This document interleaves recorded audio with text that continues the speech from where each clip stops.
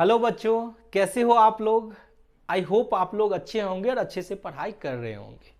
हम लोग class 11th accounts में बेसिक अकाउंटिंग टर्म्स चैप्टर को कंप्लीट किया था। उसके बाद पिछले 2-3 दिन से आप लोग के लिए मैं वीडियो नहीं बना पा रहा था due to some workload, but आज से आप लोग की क्लासेस कंटिन्यू होगी और आज हम लोग एक नया चैप्टर को सीखने वाले हैं जिसका नाम है double entry system.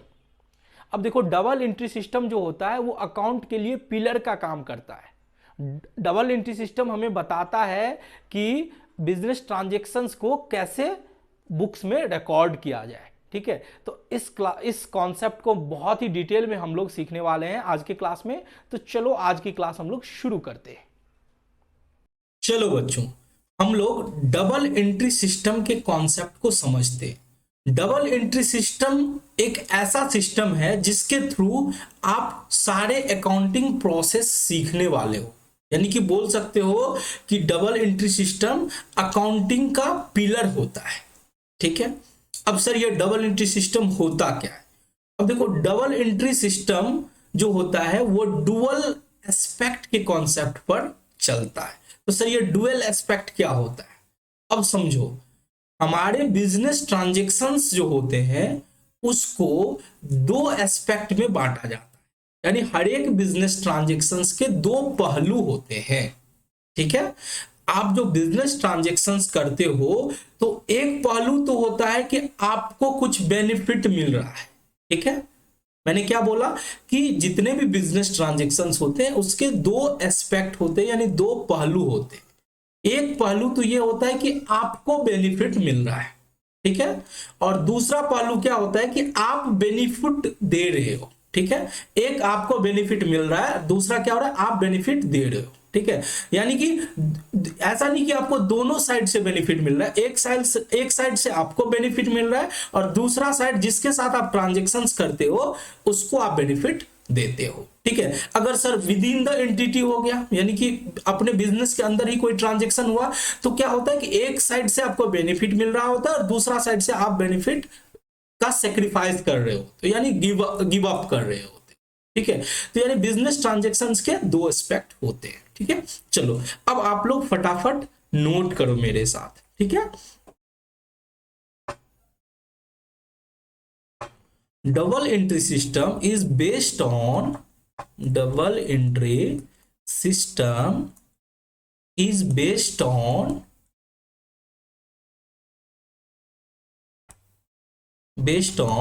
the principle।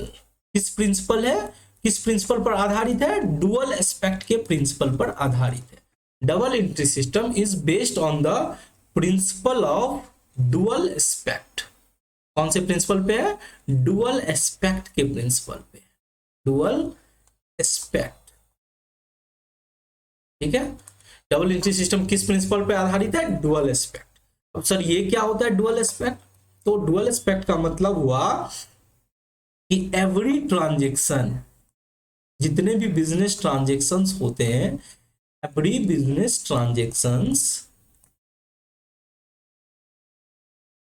Has to aspect, has two aspects with equal amount. यानी दोनों साइड, एक साइड तो आपको मैंने बताया गिव अप कर रहे हो, दूसरा साइड आपको बेनिफिट मिल रहा है, तो दोनों बराबर होते हैं विथ इक्वल अमाउंट। ठीक है, तो इसमें मेनली मैंने क्या बोला कि डबल एंट्री सिस्टम जो है वो किस प्रिंसिपल पे आधारित है? तो सर वो डुअल एस्पेक्ट के प्रिंसिपल पे आधारित है। ठीक है, इसमें मैंने क्या बोला कि जितने भी बिजनेस ट्रांजेक्शन्स होते हैं उसके दो पहलू होते हैं, दो एस्पेक्ट होते हैं। ठीक है, अब बात कर लेते हैं डुअल एस्पेक्ट। मैंने बोला तो डुअल एस्पेक्ट का मैंने बोला दो पहलू होते हैं। डुअल एस्पेक्ट के कितने पहलू होते हैं? दो पहलू। एक क्या होता है? एक होता है जिसमें आपको बेनिफिट मिल रहा होता है, आप क्या कर रहे हो? रिसीव कर रहे हो, रिसीव कर रहे हो benefit. Receiving of a benefit, receiving of a benefit, आपको क्या हो रहा है? बेनिफिट मिल रहा है। एक साइड से आपको क्या मिल रहा है? बेनिफिट मिल रहा है। दूसरे साइड आप क्या कर रहे हो? गिविंग ऑफ अ बेनिफिट, आप बेनिफिट दे रहे हो, गिविंग ऑफ अ बेनिफिट। ठीक है, मैंने क्या बोला, एक साइड से क्या हो रहा है, यहां पे आपको एक साइड, एक एस्पेक्ट तो ये है कि आपको बेनिफिट मिल रहा है, आपके बिजनेस में क्या हो रहा है, बेनिफिट मिल रहा है, ठीक है, बेनिफिट मिल रहा है, ठीक है। दूसरा साइड क्या कर रहे हैं, आप बेनिफिट दे रहे हैं, बेनिफिट क्या कर रहे हैं, दे रहे हैं। किसको दे रहे हैं भाई, जिसके साथ आप ट्रांजेक्शन्स कर रहे हो। अगर विद इन द एंटिटी होता है तो एक पहलू होता है कि आपको बेनिफिट मिल रहा है, दूसरा साइड से आपका बेनिफिट जा रहा है, ठीक है। तो एक साइड बेनिफिट मिल रहा है, दूसरा साइड बेनिफिट दे रहे हैं। तो जो बेनिफिट मिल रहा है, ठीक है, उस साइड को हम बोलते हैं, जो बेनिफिट मिलता है उसे हम बोलते हैं डेबिट, उसे हम क्या बोलते हैं, डेबिट, ठीक है। और डेबिट को शॉर्ट फॉर्म में क्या बोलते हैं, डीआर, डेबिट को शॉर्ट फॉर्म में बोलते हैं डीआर, ठीक है। दूसरा, जो बेनिफिट आपका जा रहा होता है, जो बेनिफिट आपका जा रहा होता है उसको बोलते हैं क्रेडिट, उसको क्या बोलते हैं, क्रेडिट, ठीक है। क्रेडिट को बोलते हैं सीआर, क्रेडिट को क्या बोलते हैं, सीआर। अब ये चीज आपको ध्यान रखना पड़ेगा और बहुत ही इंपॉर्टेंट है कि हमेशा डेबिट और क्रेडिट, यानी किसी भी ट्रांजेक्शन का अगर बेनिफिट मिल रहा है तो कहीं ना कहीं से आप बेनिफिट दे रहे हो किसी को, यानी आपका बेनिफिट जा रहा है, गिव अप कर रहे हो, ठीक है। एक साइड से बेनिफिट मिल रहा है, दूसरा साइड से आप बेनिफिट दे रहे हो, तो यानी ये दोनों बराबर होना चाहिए। डेबिट और क्रेडिट हमेशा क्या होना चाहिए, इक्वल होना चाहिए। डेबिट और क्रेडिट क्या होना चाहिए, हमेशा इक्वल होना चाहिए, ठीक है। अब इसी डेबिट और क्रेडिट के, ध्यान से सुनना मेरी बात, मैंने क्या बोला, डेबिट और क्रेडिट आपका क्या होना चाहिए, इक्वल होना चाहिए। और ये जो डेबिट और क्रेडिट का जो रिजल्ट होता है, ये जो डुअल एस्पेक्ट का जो रिजल्ट होता है, ठीक है, ये डेबिट और क्रेडिट का रिजल्ट होता है, वही हमें एक अकाउंटिंग इक्वेशन ला के देता है, ठीक है। यानी डेबिट और क्रेडिट एक इक्वेशन ला के देता है जिसे हम बोलते हैं asset equal to capital plus liabilities. मैंने क्या बोला, asset equal to capital plus liabilities. यानी ये जो asset equal to capital plus liabilities है, ये डुअल एस्पेक्ट के प्रिंसिपल पर ही आधारित है, ठीक है। जिसमें हमें यह बताया जाता है कि कोई भी ट्रांजेक्शन्स के हमेशा दो पहलू होंगे। एक पहलू में तो आपको बेनिफिट मिल रहा है और दूसरा साइड आप बेनिफिट दे रहे हो। उसका जो रिजल्ट निकलेगा, जब आप डेबिट करोगे तो जो नेट रिजल्ट होगा वो एसेट जनरेट करेगा। डेबिट क्या करेगा, एसेट जनरेट करेगा, और जो नेट रिजल्ट होगा क्रेडिट साइड का, वो क्या करेगा, कैपिटल प्लस लायबिलिटीज जनरेट करेगा, ठीक है, कैपिटल प्लस लायबिलिटीज जनरेट करेगा। क्लियर हो गया। तो इसी को हम लोग, एक चैप्टर है आपका अकाउंटिंग इक्वेशन, जो कि हम लोग नेक्स्ट क्लास से शुरू करेंगे।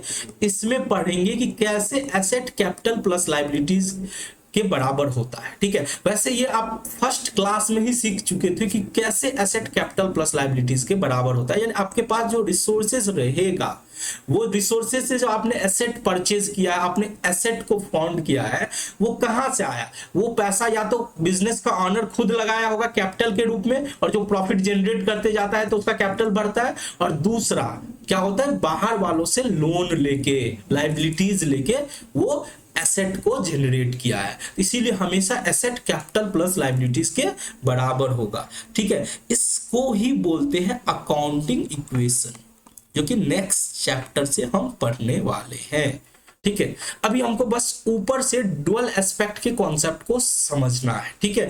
हमने ये समझ लिया कि बिजनेस ट्रांजैक्शंस के दो साइड हमेशा होते हैं। एक साइड में क्या हो रहा है, बेनिफिट मिलेगा, दूसरा साइड में आप बेनिफिट गिव अप करोगे, ठीक है। तो जो बेनिफिट मिलता है उस साइड को डेबिट बोलते हैं, और दूसरा होता है क्रेडिट। अब डेबिट कब होता है, क्रेडिट कब होता है, ये हम लोग पढ़ेंगे। एक चैप्टर है rules of debit and credit, ये हम अकाउंटिंग इक्वेशन के बाद हम लोग पढ़ने वाले हैं, ठीक है। तो अभी आप लोग बस इतना ही समझो कि डुअल एस्पेक्ट का मतलब होता है कि हर एक बिजनेस ट्रांजेक्शन के दो पहलू होते हैं, एक तो डेबिट, दूसरा क्रेडिट। डेबिट का मतलब आप बेनिफिट आपको मिल रहा है, दूसरा बेनिफिट आप गिव अप कर रहे हो, ठीक है। चलो अब हम लोग कुछ बिजनेस ट्रांजैक्शंस को एनालाइज करते हैं एग्जाम्पल के थ्रू, ठीक है। अब देखो, मैं सबसे पहला एग्जाम्पल दे रहा हूं, स्टार्टेड बिजनेस विथ कैश। मैंने क्या बोला, स्टार्टेड बिजनेस विथ कैश। ठीक है, इसको हिंदी में क्या बोलेंगे, नगद से व्यापार आरंभ किया। नगद से व्यापार आरंभ किया यानी ऑनर अपने घर से पैसा लेके बिजनेस में लगाया। तो जो ऑनर अपने घर से पैसा लेके बिजनेस में लगाता है तो उसको हम क्या बोलते हैं, कैपिटल बोलते हैं। अब इसके दो पहलू को एनालाइज करो। सबसे पहला बात, हमेशा आपको माइंडसेट में ये रखना है कि हम किसके अकाउंटेंट हैं। सर हम बिजनेस के अकाउंटेंट हैं। हमको ऑनर के बारे में सोचना है? सर बिल्कुल भी नहीं, हमको बिजनेस के पॉइंट ऑफ व्यू से सोचना है हमेशा। तो सबसे पहले हमें ये बताओ कि जब बिजनेस का ऑनर बिजनेस में पैसा लगाता है तो बिजनेस को क्या बेनिफिट मिलता है। तो सर जब बिजनेस में पैसा लगाता है तो बिजनेस को कैश आता है यानी कैश का बेनिफिट मिलता है। Very good. तो बिजनेस में सबसे पहले क्या आएगा, तो सर सबसे पहले आएगा कैश।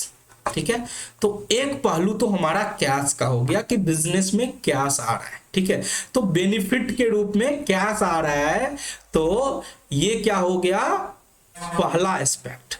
अब जब बेनिफिट के रूप में रिसीव हो रहा है तो ये डेबिट होगा।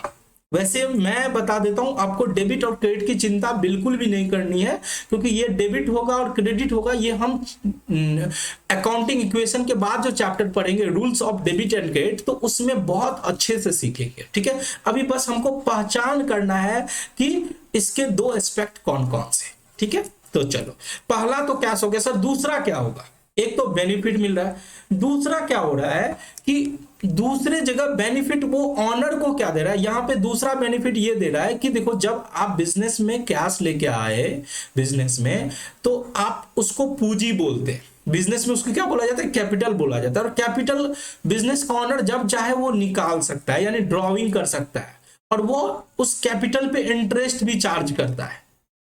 तो एक साइड से तो कैश के रूप में बेनिफिट आ रहा है और दूसरा साइड से एक लाइबिलिटीज क्रिएट हो रहा है। अब मैंने बताया था कि कैपिटल भी एक प्रकार का लाइबिलिटीज ही होता है, उसे बोलते हैं इंटरनल लाइबिलिटीज, क्योंकि फ्यूचर में ऑनर को पैसा देना पड़ता है, कैपिटल वो कभी भी निकाल सकता है और उस कैपिटल पे इंटरेस्ट भी चुकाना पड़ता है बिजनेस को। यानी आप बिजनेस चलाते हो और आप अपने बिजनेस में पैसा लगाया, आप कैपिटल लगाया, उस कैपिटल पे बिजनेस आपको इंटरेस्ट भी देगी।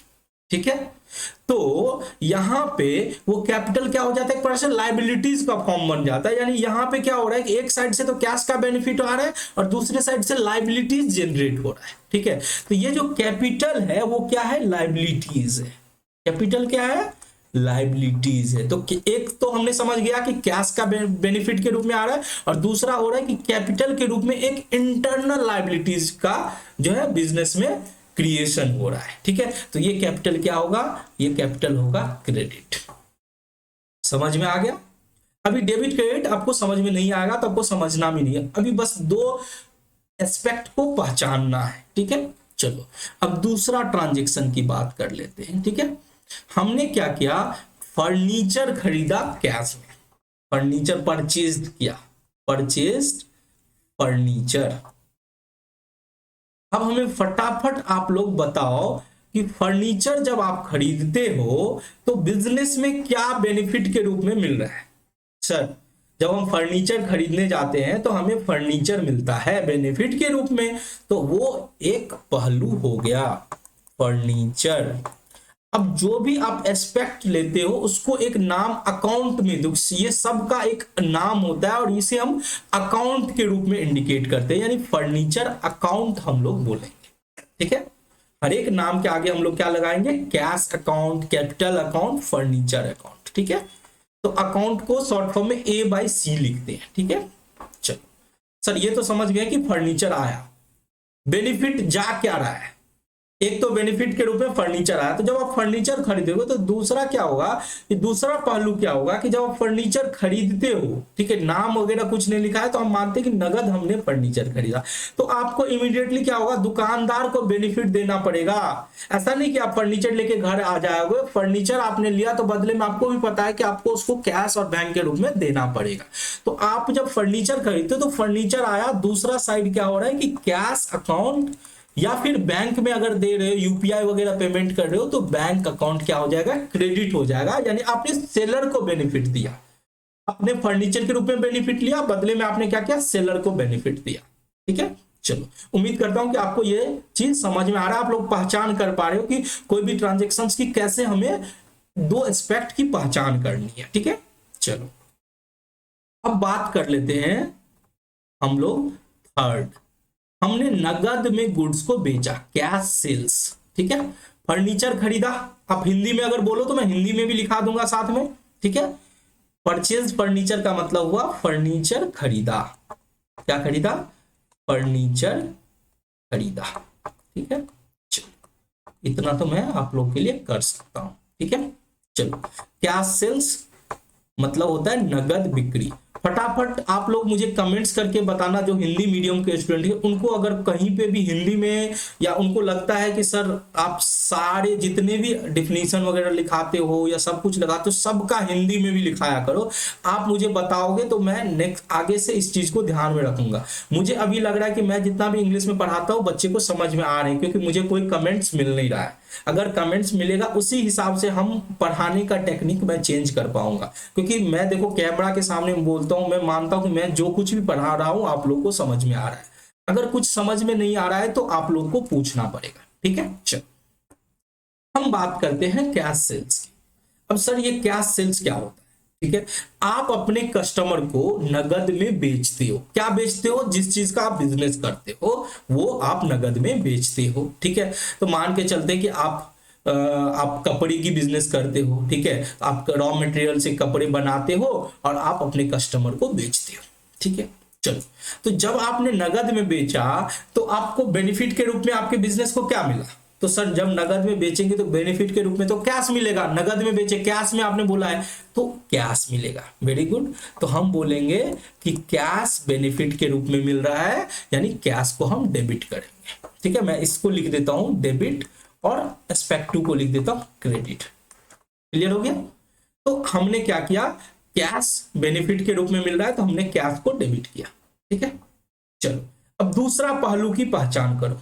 तो सर जब आप नगद बेचोगे तो कैश आएगा, लेकिन आपका गुड्स आपके पास से जाएगा। आपका गुड्स आपके पास से क्या होगा, चला जाएगा। तो गुड्स को हम दो नाम से जानते हैं। जब हम गुड्स को खरीद के लाते हैं तो उसको परचेज के नाम से जानते हैं, और जब हम उसको बेचते हैं तो सेल्स के नाम से जानते हैं। हम गुड्स नहीं लिखते हैं, हम लिखते हैं या तो परचेज या फिर सेल्स, और जब वो बचा रहता है तो हम उसे स्टॉक बोल देते हैं। ठीक है, तो गुड्स का बोलोगे तो 3 से 4 नाम है। पहला तो होता है कि देखो कोई गुड्स जब खरीद के लाते हो तो आप उसे परचेज अकाउंट में डालते हो, जब गुड्स को सेल करते हो तो उसे हम सेल्स अकाउंट में डालते हैं। ठीक है, और जब गुड्स स्टॉक में रह जाता है तो हम उसे स्टॉक बोलते हैं। स्टॉक भी हमने पढ़ा था कि 3 टाइप के हो सकते हैं, रॉ मटेरियल हो सकता है, वर्क इन प्रोग्रेस हो सकता है, फिनिश गुड्स हो सकता है।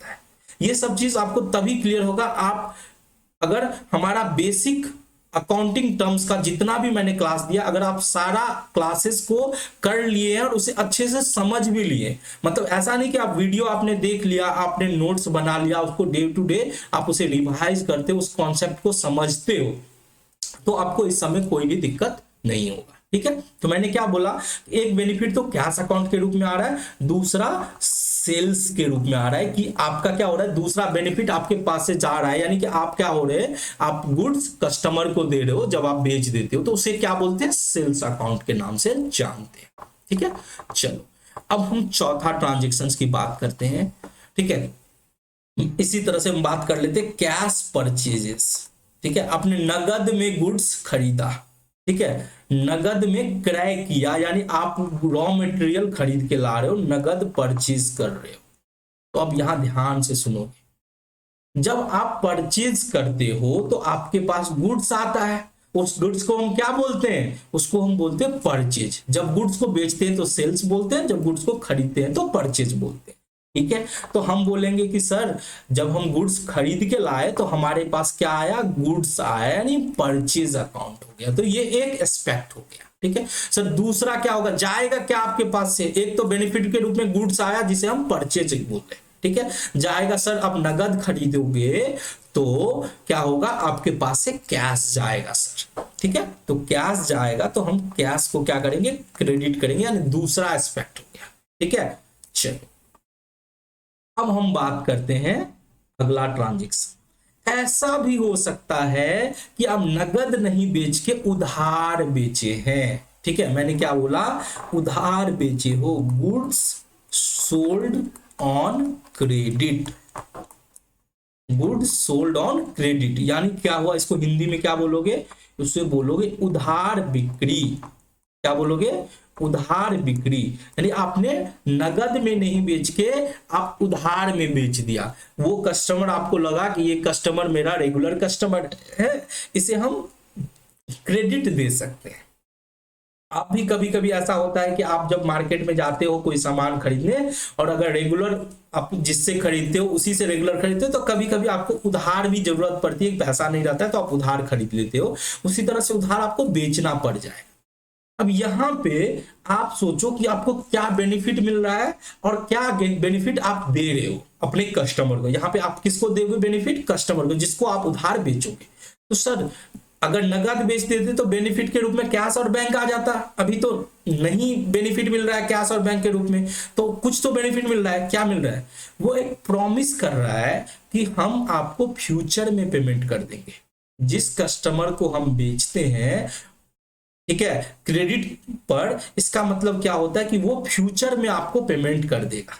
ठीक है, तो जिस कस्टमर को आप उधार बेचते हो तो उस कस्टमर को हम डेटर के नाम से जानते हैं। ठीक है, तो ये भी एक बेनिफिट के रूप में मिल रहा है। बेनिफिट कैसे नहीं मिल रहा है तुम ही बताओ। अगर तुम किसी को उधार बेचते हो तो वो बंदा बोलता है कि हम फ्यूचर में पेमेंट कर देंगे। ठीक है, तो ये जो फ्यूचर में पेमेंट करने के लिए वो जो प्रॉमिस किया है वो एक प्रकार का बेनिफिट है। ठीक है, वैसे तो कोई नहीं आपको फ्यूचर में पेमेंट करेगा जब तक कि आप उसको कुछ बेनिफिट दोगे नहीं। तो आपने बेनिफिट दिया क्या, आपने गुड्स दिया कि ये मेरा गुड्स लो, हम तुमको बेच रहे हैं, अभी तुम्हारे पास पैसा नहीं है तो फ्यूचर में तुम दे देना। तो फ्यूचर में बेनिफिट के लिए जो नाम आता है उसे हम बोलते हैं डेटर। उसे हम क्या बोलते हैं, डेटर, यानी हिंदी में अगर बोलो तो उसे देनदार बोलते हैं। डेटर को क्या बोलते हैं, देनदार, तो हम बोलेंगे डेटर अकाउंट। तो हम बेनिफिट के रूप में हमें क्या मिल रहा है, डेटर मिल रहा है, तो हम डेटर को हम क्या किया, डेबिट किया। ठीक है, अब दूसरा जा क्या रहा है, सर बेनिफिट हम दे रहे हैं किसको, कस्टमर को हम बेनिफिट दे रहे हैं, उसको गुड्स दे रहे हैं। तो मैंने बोले गुड्स मत बोलना, गुड्स अगर परचेज करते हो तो परचेज बोल दो, सेल कर देते हो तो सेल्स बोलो। तो यहां पे हम गुड्स सेल कर रहे हैं तो इसीलिए हम क्या बोलेंगे, सेल्स अकाउंट। क्या बोलेंगे, सेल्स अकाउंट। ठीक है, चलो अब बात करते हैं अगला ट्रांजेक्शन।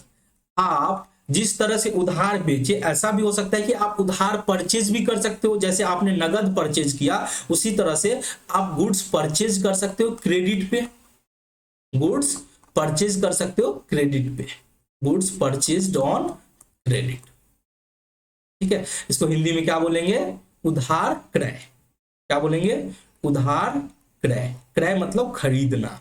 ठीक है, इसीलिए मैं बोलता हूं हिंदी मीडियम के स्टूडेंट को जल्दी शिफ्ट कर जाओ इंग्लिश में, क्योंकि हिंदी में आपको कोई कोई वर्ड वैसे भी बहुत डिफिकल्ट लगेगा। ठीक है, और हिंदी में अकाउंटिंग मैंने शुरू से बोलते आया हूं कि हिंदी में अकाउंटिंग पॉसिबल नहीं है। ठीक है, तो सर आप क्यों पढ़ाते हो, क्योंकि मेरे बहुत सारे ऐसे बच्चे हैं जिनको इंग्लिश अच्छे से समझ में नहीं आती है।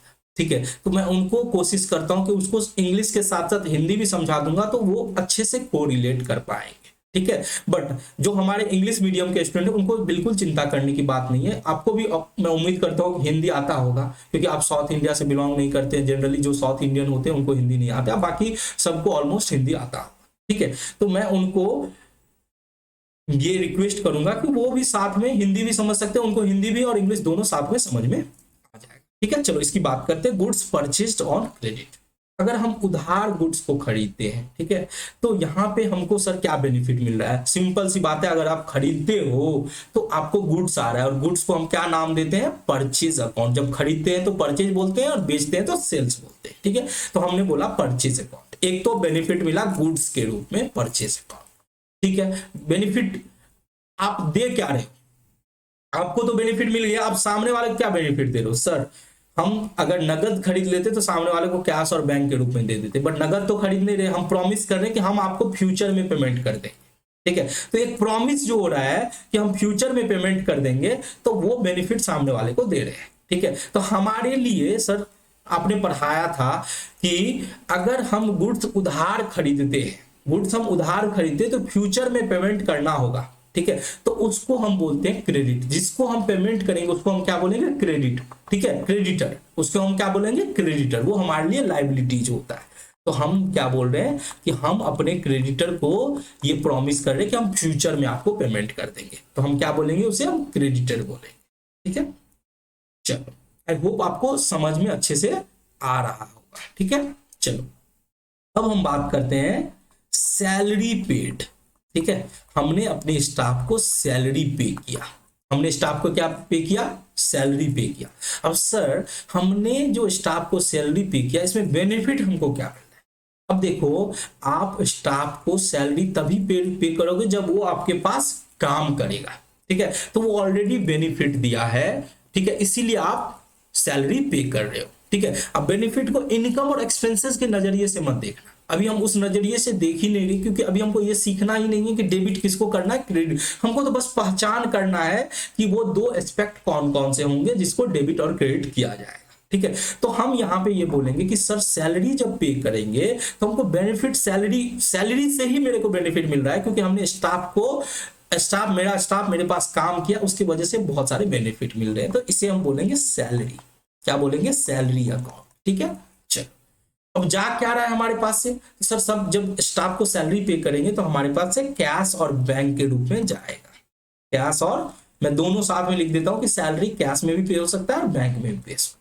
ठीक है, चलो अब सर क्या होगा, अगर सैलरी तो ड्यू है बट पे नहीं हुआ तो वो लाइबिलिटीज बन जाएगी, तो आपको बेनिफिट के रूप में आप सैलरी अकाउंट लिखोगे। ठीक है, और जाएगा क्या, उससे एक लाइबिलिटीज क्रिएट होगा, उसे हम बोलते हैं आउटस्टैंडिंग सैलरी। इस तरह से बहुतों ट्रांजेक्शन आपको देखने को मिलेंगे। ठीक है, बट मैं कोशिश किया हूं कि आज देखो, डबल एंट्री सिस्टम एक छोटा ही कॉन्सेप्ट है, बट इसका जो बेनिफिट है वो आपको पूरे क्लास 11th और क्लास 12 में आपको मिलेगा। इसीलिए इस क्लास को अच्छे से समझ लो, ये छोटा ही क्लास रहेगा।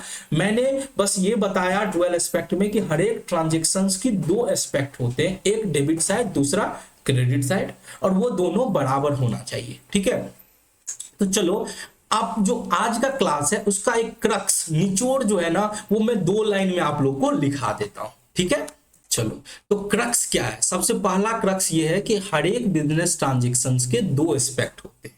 ठीक है, every business transaction has to aspect, every business transaction has to aspect. एक तो होता है डेबिट, एक क्या होता है, डेबिट। डेबिट को हम डीआर के नाम से जानते हैं। ठीक है, मैंने क्या बोला, हर एक बिजनेस ट्रांजेक्शन्स के दो एस्पेक्ट होते हैं, एक होता है डेबिट जिसे हम डीआर के नाम से जानते हैं, दूसरा होता है क्रेडिट। दूसरा क्या होता है, क्रेडिट, जिसे हम सीआर के नाम से जानते हैं। ठीक है, तो ये पहला क्रक्स है आपके इस चैप्टर का। ठीक है, अब अगर हम दूसरा बात करें तो दूसरा मैंने क्या बोला कि ये जो डेबिट और क्रेडिट होता है हमेशा इक्वल होगा। ठीक है, यानी every debit there is a equal credit. मैंने क्या बोला, every debit